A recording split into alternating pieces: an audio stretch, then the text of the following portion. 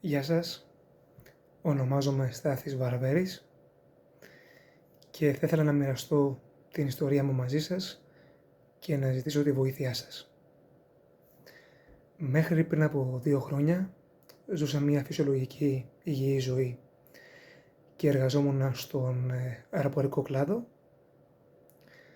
όμως όλα άλλαξαν όταν εμφάνισα αυτό πουθενά μια σοβαρή νευρολογική διαταραχή, η οποία ονομάζεται λειτουργική νευρολογική διαταραχή, με όνομα στα αγγλικά FND.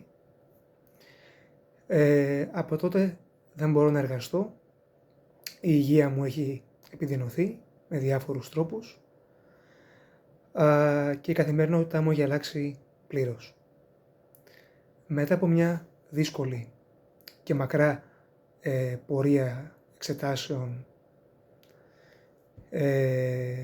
ιατρικών χωρίς αποτέλεσμα, αξιολογούμε πλέον από μια εξειδικευμένη ομάδα στο κέντρο Brain and Mind του Λονδίνου, η οποία αυτή τη στιγμή όχι μόνο γνωρίζει, οριστικοποιεί το πλάνο θεραπείας μου.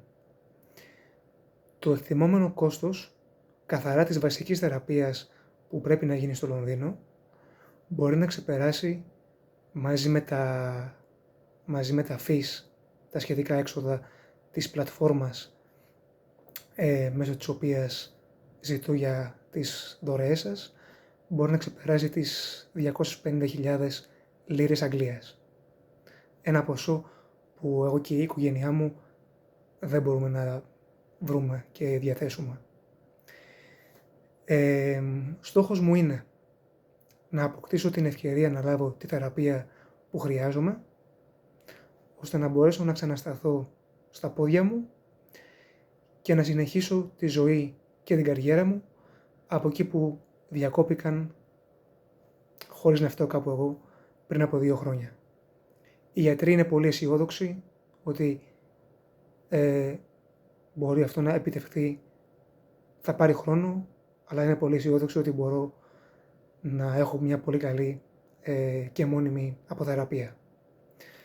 Κάθε πιθανή δωρεά σας, μικρή ή μεγάλη, αλλά και κάθε κοινοποίηση αυτού του post, του βίντεο, μπορεί πραγματικά να κάνει τη διαφορά και να με φέρει ένα βήμα πιο κοντά σε αυτόν τον στόχο.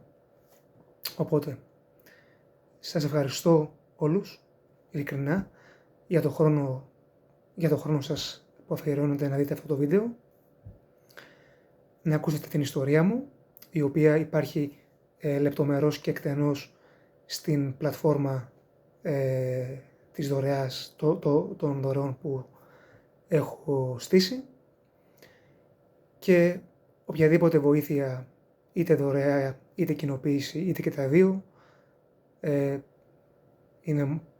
θα με φέρει πιο κοντά στο στόχο μου να γίνω ξανά υγιής. Ο σύνδεσμος, το link για την πλατφόρμα αυτήν μπορείτε να τη βρείτε είτε πάνω είτε στο κάτω μέρος του βίντεο, αναλόγως την πλατφόρμα από την οποία βλέπετε αυτό το βίντεο. Σας ευχαριστώ πάρα πολύ όλους μέσα από την καρδιά μου. Να είστε καλά.